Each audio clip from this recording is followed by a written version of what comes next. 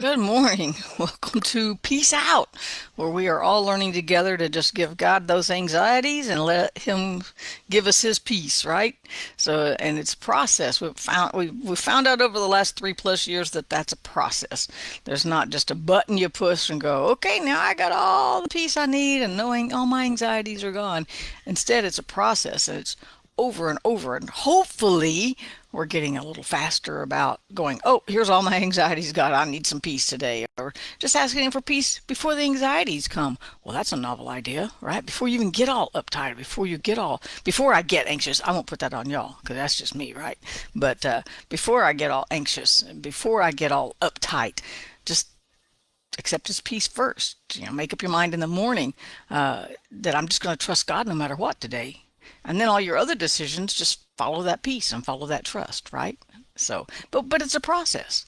Like I said, there's not just a button to push, and it's just like, wow, I have all the peace that I could even imagine, and everything's hunky dory, and it's just not like that for anybody, right? Nobody has a corner market on God's peace and has it just all down perfect because things come at us.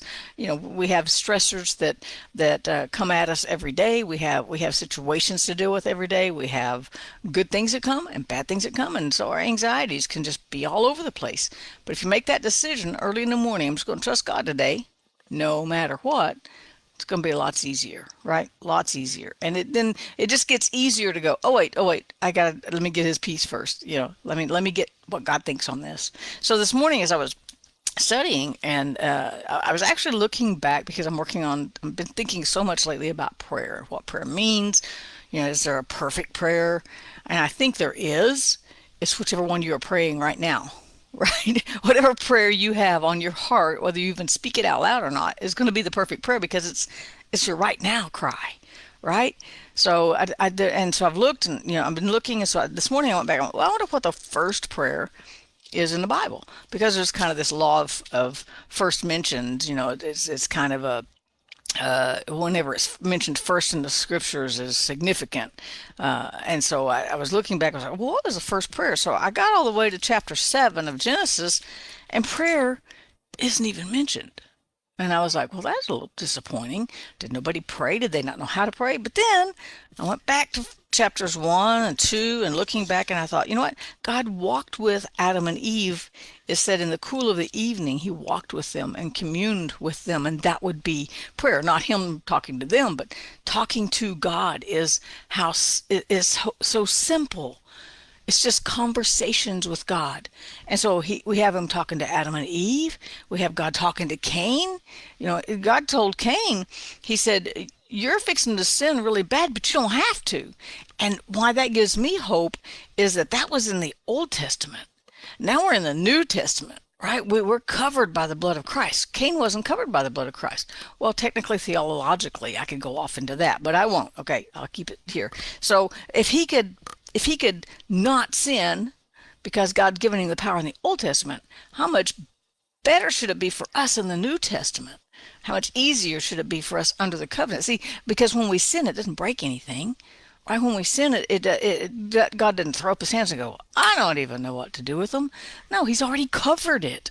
Right? Just like He had already planned a way to cover Adam and Eve because He knew they were going to sin. And He did, it was more in the natural, right? But that conversation with Cain was a good example. The conversation with Adam and Eve was a good example. And then we get over here to chapter 5 of Genesis, and it says that Enoch was 65 years old when his son Methuselah was born. Methuselah is going to be the person who ever lived the longest. 969 years, I think.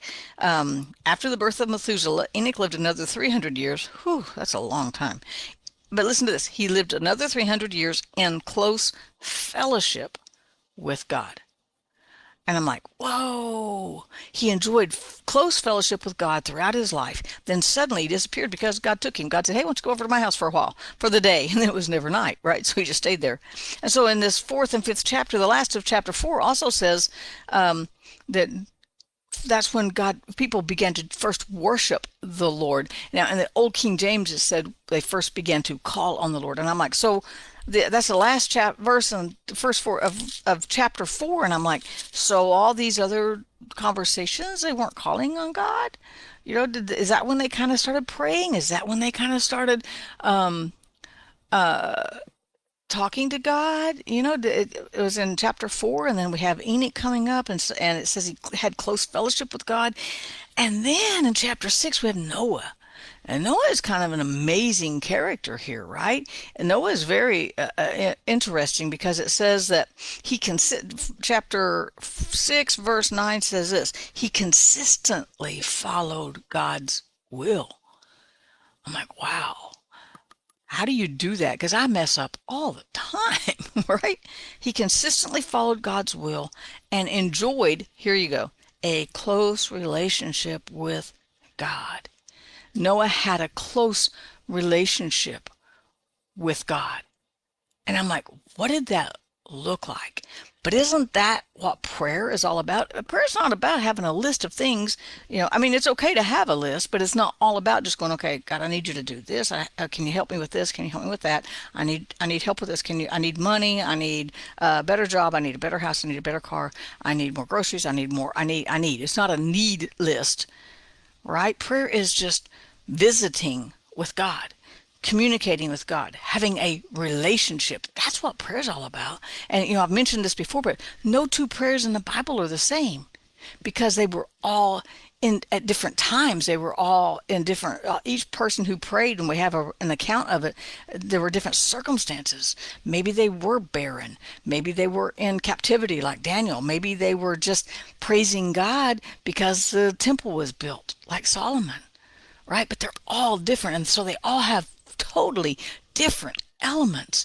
And so that lets me know that my prayers should be conversations too. And so I'm still thinking about Noah here because I'm like, wow.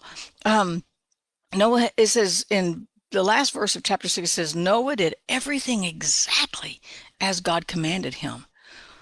That just blows my mind because I've not always done it. And I didn't even have these explicit details like God gave Noah. God told Noah exactly how to build a boat, exactly how to gather the animals, exactly how to do all this. And Noah didn't even know what rain was, right? And yet he obeyed God even when he didn't know what God was talking about. He just said, God said it, so I'm just going to do it. That's the kind of relationship I want with God. That's the kind of prayer relationship, the type of conversations I want with God. See, my conversations with God are more like, are you sure that's what you want me to do? Okay, well, you know, I kind of feel led to do this or feel led to do that. And, you know, God doesn't have this booming voice that comes out of heaven. Most of us don't hear an audible voice that says, get up in the morning and go make coffee. You know, he's never led me to make coffee. That's just a given, right? But sometimes it's just a nudge. I think I should do this. And maybe it's something way out of space somewhere you hadn't even thought about before. And you just thought, I just need to pursue this. Maybe that's God's leading and we don't even know it. Mine's more like Gideon sometimes. You know, God told Gideon, go slaughter the Midianites. I'm going to give them to your hand. And he laid the fleece out one night and said, okay, if this is really you, God, I don't know who he thought was talking to him. If this is really you, God, but I do this too. If this is really you, God, make the fleece wet and the ground dry. And then the next day he did ask for the opposite. Okay, make the ground wet and the fleece dry. Make it backwards. You know, I'm like, okay, if this is really you, God, I need 3 camels to walk down the road here with hauling an elephant with them, right? Or something crazy. Or, you know, there's not a cloud in the sky. Okay, make it rain right this second. You know, all these weird things because sometimes we don't know it's God's leading because it's just a gentle nudge. But the more we get to know him, the more we have that relationship with him, the more we pray, and prayer becomes conversations like all the prayers in these first 6, 7 chapters of Genesis. They're more conversations. We don't call them prayer, but they are. Prayer is just a conversation based on a relationship. That's really all prayer is. So I thought about the difference in Noah and the difference in Jonah, right? They both heard God clearly. How? I don't know. But Jonah was very, very clearly knew God said go to Nineveh, and he did the exact opposite of what God said, right? Noah here, it says Noah did everything exactly as God commanded him. I'm like, whoa, that's really cool. Noah built that boat to the T, the specifications he got from God. Jonah did the total opposite. God said, go that way, I'm going that way. But you know what? God met both of them. They had conversations with God. They had a relationship with God. And God met Noah in the boat on top of the water. He met Jonah in the well on the bottom of the water. He met his people, those who wanted a relationship with him. He met them no matter what they did, no matter what they messed up or what they did perfect. God was there for Jonah just like he was there for Noah. And that gives me hope today that no matter what kind of mess I might make, God's here. No matter what I might do right, God's right here. Why? Because I want a relationship with him. Isn't that why we want peace? We get that peace from that relationship. I want a relationship with him, right? And what blows my mind is that God wants that relationship with us. As a matter of fact, in the Old New Living here, now the New Living changed the translation, but in the Old New Living, Exodus 34:14 says that God is passionate about a relationship with his people. He's passionate about a relationship with you. But a relationship doesn't just, somebody doesn't walk in the door and you go, oh, wow, we're in a relationship now. This is awesome. We are friends. No, that takes time to build. So if we don't get it all right, God's got grace for that. If we miss it sometimes and we think maybe he led us and maybe he didn't, or we thought maybe he wasn't and we did, and we get it all messed up, God's okay with that. He's got grace for that. He just wants a relationship, and a relationship doesn't happen overnight. A relationship takes time. A relationship takes conversations, prayer in parentheses here, right? It takes conversations. It takes mistakes. It takes understanding the other person a little bit better. It takes time to develop a relationship with someone, right? You don't just automatically have one. It takes time learning, what do they like? What are they not like? What are they like? What are they not like? What are they think? What do they think? How do they think? My friend Ginger, we've been friends so long, she can probably finish any sentence I start because we've been friends so long. We've hung out. We know each other. But when we were 8 years old and we met, we didn't know each other. All I know is she cheated at old maid cards, right? But it took over time. We learned what we liked to do. We learned what we didn't like to do. We learned to do things together and to lean on each other when we needed to. And it takes time. So give yourself some grace. Why? Because God's given you grace. He's not going to jerk you up by the hair of your head and say, okay, go build an ark. He told Noah to go build an ark because he had that relationship. He trusted Noah. That's a thought. Does God trust me? Is my question. Does he trust me that if he tells me something, I'm going to do it? Again, it just takes that time to build a relationship. So give yourself some grace today. Talk to God. And you know what? You can tell him anything because there's not anything he doesn't already know. I tell him when I'm mad. I tell him when I'm sad. I tell him when I'm hurt. I tell him when I'm confused and when I don't get it. And I tell him, okay, I'm going to trade you all this for your peace, okay? And he's always like, you got it. He'll take whatever anxieties we are willing to give him. And in exchange, he'll give us as much of his peace as we're willing to exercise and allow in our lives and in our hearts, right? So peace out today. Talk to God. Have a conversation with him. Peace out. Have a great day. I'll see you tomorrow.